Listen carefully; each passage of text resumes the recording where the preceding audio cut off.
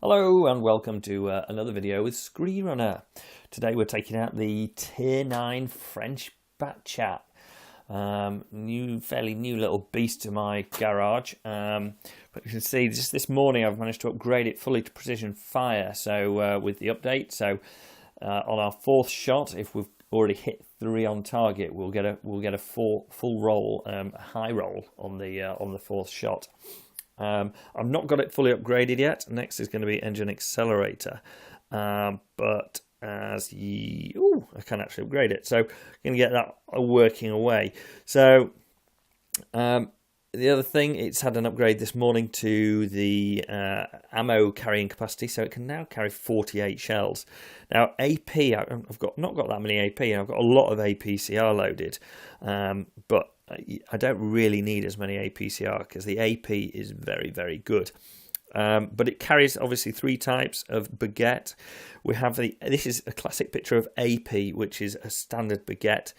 The APCR is a very hard baked baguette, almost burnt, because it's a much harder shell and allows better penetration. And then our HE is just purely uncooked dough, really. You're firing a baguette of uncooked dough, and on the hope that they will just splash against the enemy tanks and get you some splash damage. So I bought this tank basically because there's a guy in our clan that's been raving about it and seems to just do phenomenally well in it. He's called Psycho Fanny. Yes, it sounds right, and he is a bit of a fanny.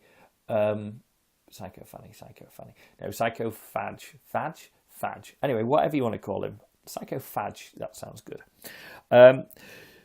He said it was brilliant, but I've got I had my reservations as he also liked the Tier 8, the AMX. Is it 1390?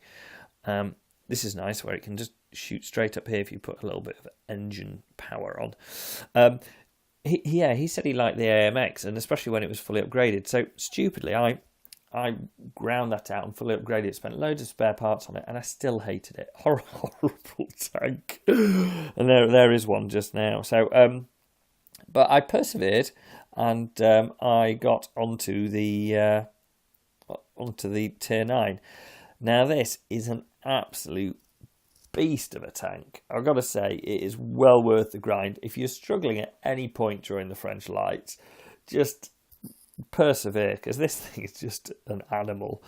So anyway, here we are on Castilla. We've gone up to the castle because our glorious leadership said head to the castle.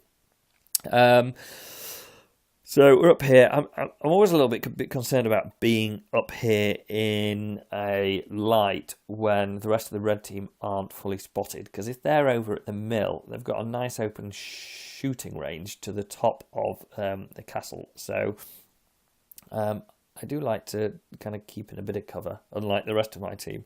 Anyway, it has a clip of 3 baguettes. It shoots every 3 seconds in the clip, and then there's a reload, I think, of about 17 seconds. There are times that 17 seconds seems to take forever, and there's sometimes that it seems to go quite speedily. Anyway, it also has very good gun depression.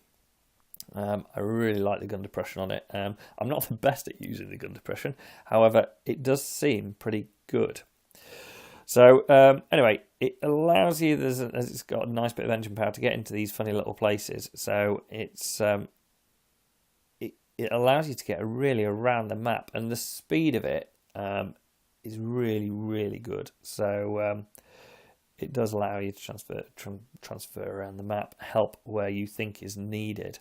So we're not doing too brilliantly well. We're 4-2 down at this point, and we seem to all be sat in the corner, which is probably not the best of ideas. So I'm going to try and break out and get to this T-54. I'll take a shot, but hey-ho.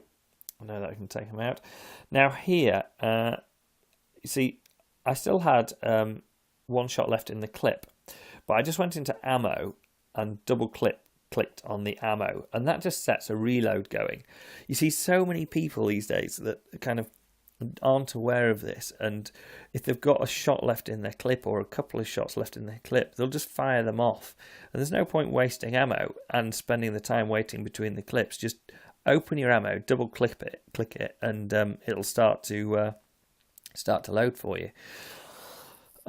So there's just myself and the low left now. Now, this is where I can't decide whether I made a bit of a mistake or not.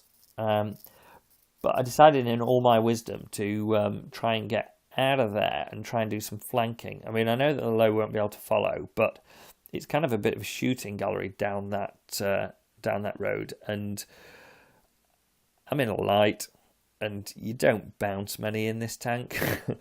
So I thought, well, maybe I can get around and flank a bit. And plus, we don't know where the T30 and the IS-5 are. Now, I've got to say a big thanks to that low. They took it on the chin. I was expecting a little bit of raging in game chat right now, but quite fortunately they decided not to. And that low was they did well. They got a couple of thousand damage, I think, in this game. So a big thanks to that low. Whilst I run away in classic French style. So I've just spotted the T30. You can see what the view range is like on this thing. It is just immense.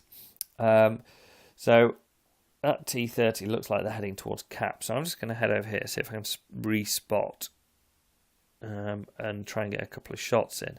So one, try and get into the engine bay, see if I can actually get a fire going. No such luck. So I'm going to have to go and do a bit of a reload now. There's the IS-5 just popped up.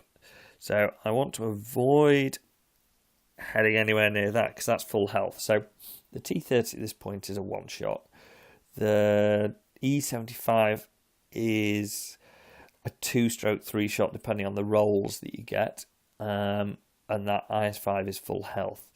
So I'm going to try and get rid of the biggest gun first, which is the T30, which fortunately has the lowest health. So I'm going to shimmy round. Hopefully the IS-5 has stayed out of the way.